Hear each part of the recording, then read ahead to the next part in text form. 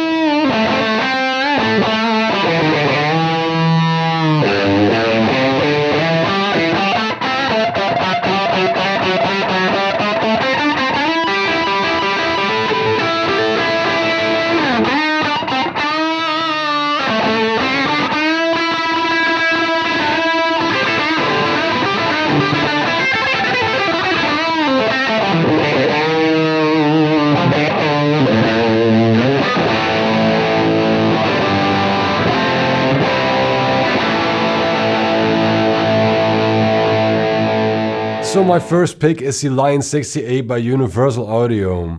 This thing finally convinced me that there are some good modeling possibilities out there today.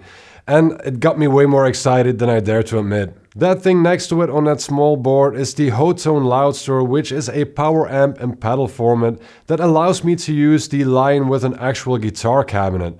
Of course, I already shot a video of that and also compared it to my real Marshall tube amp, which you can expect at the beginning of next year somewhere. But I've also tried a lot of real tube amps this year. There have actually been so many that I haven't released a video for all of them yet, so there will be a few that you will see next year. But there has been only one that I really fell in love with.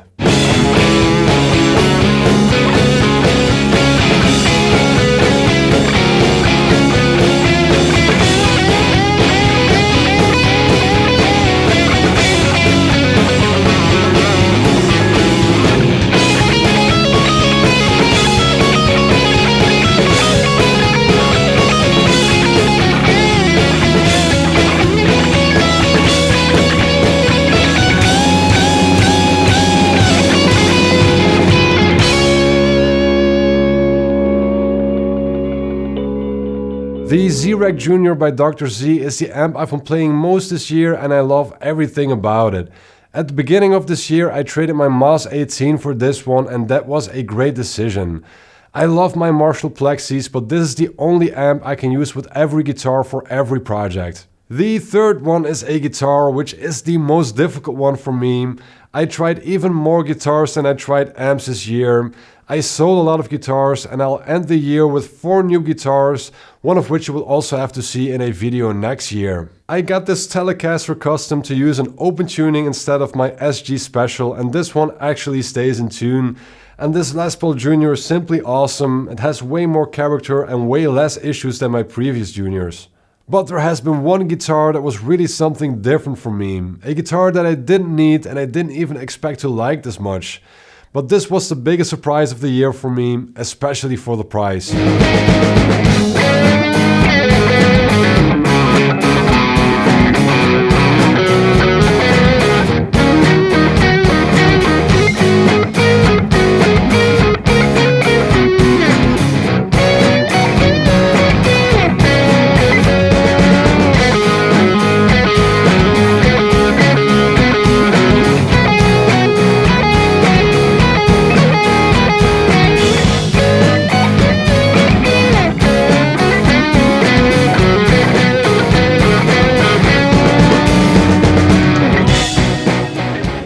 Now, I don't only do gear reviews on my channel, I also do vlogs of some of the shows I play with some of the acts I perform with, called gig reports.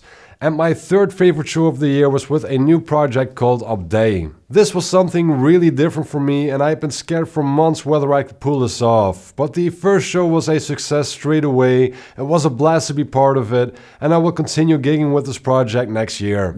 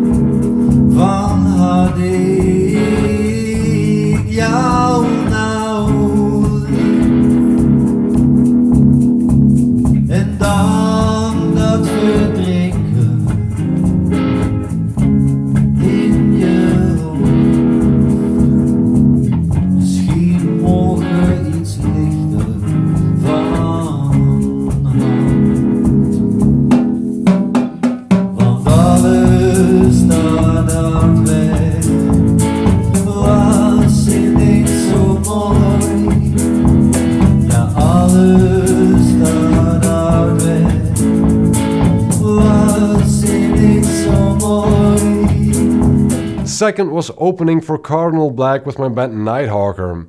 It was the first time since 2019 that we got to play the biggest venue in our city of origin and my city of birth, which is Maastricht in the south of the Netherlands. And doing so, opening for Chris Buck's band in front of a home crowd, was totally awesome.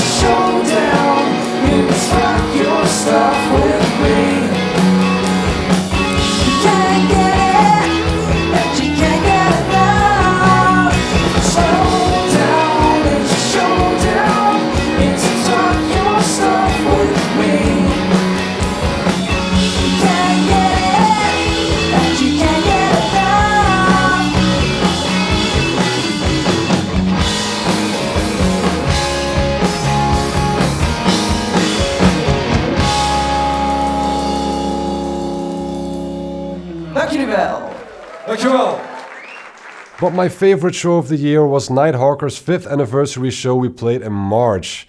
Gwen still got to play part of the set with us as she was around 6 months pregnant at that time, and one of my best friends and former bandmate of 2 other bands, Krit, got to play the rest of the set with us. This was a sold out show with an amazing crowd. We got to play a long set list and do some things we usually don't do, like a few cover songs and an acoustic part of the set. And it was also our first show where Xavier was officially our new bass player. Just everything about it was great and awesome.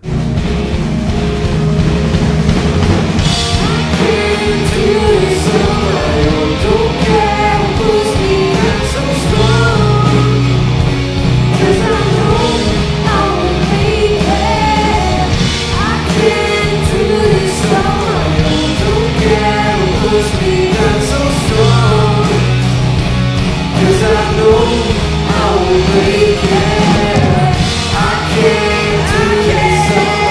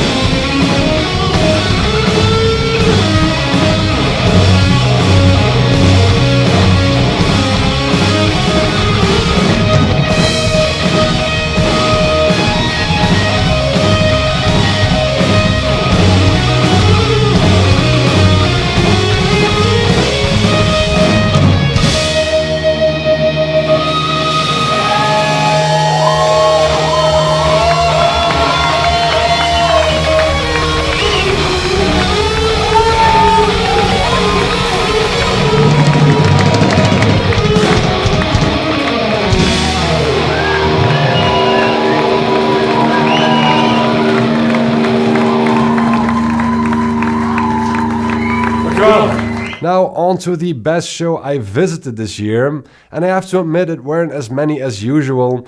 Gwen was pregnant for the first half of the year and we had our first baby for the second half of the year, but we went to see Blackberry Smoke twice in 1 week in March, and the second time was easily the best show of the year, and for me one of the best shows I've seen of all time.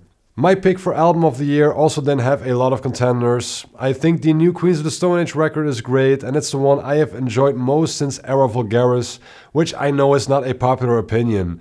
But my pick for best album of the year goes to Weather Vanes by Jason Isbell and the 400 Unit.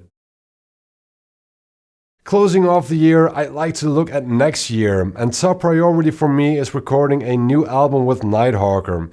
The one you see behind me there was our first album that we recorded in the summer of 2019 and released in 2020, so it's about time for something new, and we've been writing so much it might even become a double album. The idea is to record this album live as much as possible, and we will not be recording it here, nor will I be engineering this time around. And I'm actually pretty excited to just being a musician and co-producer for it this time.